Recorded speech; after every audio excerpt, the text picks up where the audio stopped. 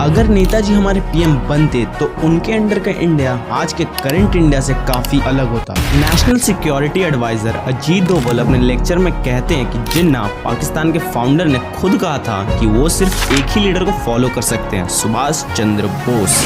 गांधी ने अपने तरफ से पट्टा भी सीतारामैया को नेताजी के अगेंस्ट इलेक्शन में खड़े करवाया। नेताजी ने देखा कि कांग्रेस के लिए अब आजादी से ज्यादा इम्पोर्टेंट पॉलिटिक्स है और अंत में उन्होंने कांग्रेस छोड़कर आजादी की लड़ाई अपने तरीके से लड़ने का फैसला किया। नेताजी सुभाष चंद्र बोस। नेताजी का मानना था कि हमें आजादी भीख मांग के नहीं बल्कि छीन के लेनी होगी।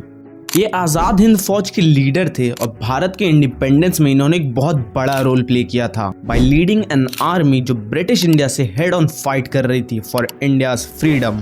पर हिस्ट्री से इन्हें ऑलमोस्ट वाइप आउट कर दिया गया। और अगर नेताजी हमारे पीएम बनते तो उनके अंडर का इंडिया आज के करंट इंडिया से काफी अलग होता, जिसमें से सबसे बड़ा डिफरेंस होता अनपार्टीशन्ड अनडिवाइडेड इंडिया। और सिर्फ बांग्लादेश और पाकिस्तान ही नहीं बल्कि म्यांमार भी इंडिया का पार्ट होता। National security adviser Ajit Doval अपने लेक्चर में कहते हैं कि जिन्ना पाकिस्तान के फाउंडर ने खुद कहा था कि वो सिर्फ एक ही लीडर को फॉलो कर सकते हैं, Subhash Chandra Bose.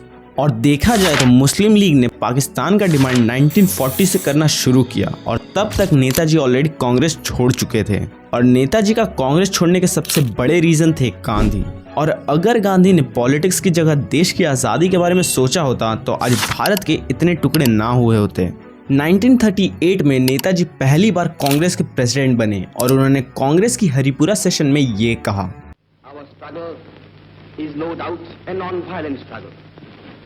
But even a non-violent struggle demands an army.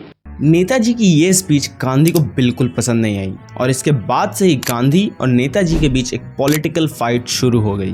और जब नेताजी 1939 में फिर से प्रेसिडेंट के पोजीशन के लिए इलेक्शन में खड़े हुए तो गांधी ने पर्सनली अबुल कलाम आजाद को नेताजी के अगेंस्ट खड़े होने को कहा, पर उन्होंने मना कर दिया, ये कहते हुए कि नेताजी को ही प्रेसिडेंट बनना चाहिए। फिर उनको हटा के गांधी ने अपने तरफ से पट्टा भी सीतारामैया को नेताजी के अगेंस्ट इलेक्शन में खड़े करवाया। उस इलेक्शन में नेताजी को 1580 वोट्स मिले और सीतारामैया को सिर्फ 1377। इस हार के बाद गांधी ने सबके सामने कहा कि ये हार सीतारामैया से ज्यादा उनकी खुद की हार है। इस बीच यूरोप वर्ल्ड वॉर 2 की तरफ बढ़े जा रहा था और नेताजी ने इस मौके को देख देश भर में पूर्ण स्वराज मूवमेंट चालू करने की बात की और कहा कि कांग्रेस को ब्रिटिश राज के ऊपर दबाव बनाना चाहिए ताकि ब्रिटेन हिटलर से लड़ने में बिजी हो और इस बीच जब ब्रिटेन कमजोर हो भारत अपनी आजादी की लड़ाई लड़े। पर गांधी ने नेताजी के साथ खड़े होने से साफ इनकार कर दिया। उनका कहना था कि हमें अपने दुश्मन पर तब हमला नहीं करना चाहिए जब वो कमजोर हो। भले ही उन्होंने 2 सेंचुरीज तक भारतीयों का, भारत की इकोनॉमी का और भारत के कल्चर का कत्ले आम ही क्यों ना किया हो। इनफैक्ट गांधी ने तो इंडियन ट्रूप्स को वर्ल्ड वॉर 2 में ब्रिटिश के तरफ से लड़ने के लिए भेज दिया था, पर उनसे ये नहीं सहन हो पाया कि कोई इंडियन इंडिया के लिए यही सेम चीज करे। नेताजी ने देखा कि कांग्रेस के लिए अब आज़ादी से ज़्यादा इम्पोर्टेंट पॉलिटिक्स है और अंत में उन्होंने कांग्रेस छोड़कर आज़ादी की लड़ाई अपने तरीके से लड़ने का फैसला किया। अगर नेताजी को गांधी और कांग्रेस का सपोर्ट मिला होता तो हमें एक अनडिवाइडेड इंडिया मिलता, जिसका मतलब है नो कश्मीर इशू, और कश्मीर कब का एक वर्ल्ड पॉपुलर टूरिस्ट डेस्टिनेशन बन गया होता। इसी के साथ साथ भारत के फॉरेन रिलेशंस भी काफी स्ट्रांग होते। आफ्टर ऑल नेताजी को जियोपॉलिटिक्स और नेगोशिएशंस की काफी अच्छी समझ थी, जिसका प्राइम एग्जांपल है उनकी नाजीज के साथ मीटिंग। नेताजी ने नाजी से 3 से 4 हजार इंडियन प्रिजनर्स ऑफ वॉर को रिलीज करवाया, वो सेम सोल्जर्स जिन्हें गांधी ने ब्रिटिश की तरफ से लड़ने भेज दिया था, पर उनके पकड़े जाने पर छुड़वाने भी नहीं गए।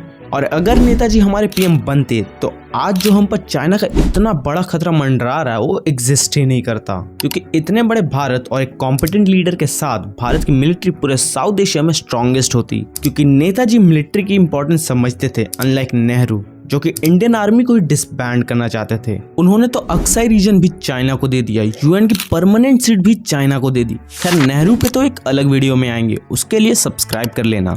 जब उस टाइम के ब्रिटिश पीएम क्लेमेंट एटली से पूछा गया कि गांधी का इंडियन फ्रीडम स्ट्रगल में कितना योगदान था तो उन्होंने मुस्कुराते हुए कहा, मिनिमल। और जब एटली से पूछा गया कि उन्होंने 1947 में ही इंडिया क्यों छोड़ा, जब वॉर ऑलरेडी 2 साल पहले ही खत्म हो चुकी थी, गांधी ने हार मान ली थी और कांग्रेस की तरफ से कोई प्रेशर नहीं था, तो उन्होंने कहा कि नेताजी तो 1945 में शहीद हो गए, पर उन्होंने नेशनलिज्म की जो लहर लाई थी उसमें और भी इंडियंस जुड़े जा रहे थे और ब्रिटिश इंडिया को उस चीज का डर था। और इसका एक प्राइम एग्जाम्पल है the royal Indian navy revolt.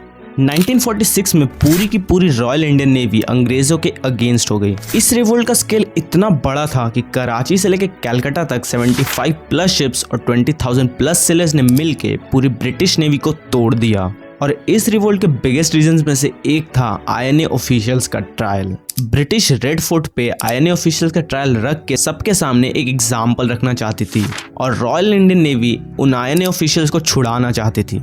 और इस रिवोल्ट के शुरू होने के ठीक बाद क्लेमेंट एटली ने इंडिया में एक कैबिनेट मिशन भेजा ताकि इंडिया में पावर और भी ज्यादा जल्दी से ट्रांसफर हो। और इस पावर को खुद हथियाने के लिए कांग्रेस ने इंडियन नेवी रिवोल्ट को सपोर्ट करने की जगह उसे सप्रेस कर दिया।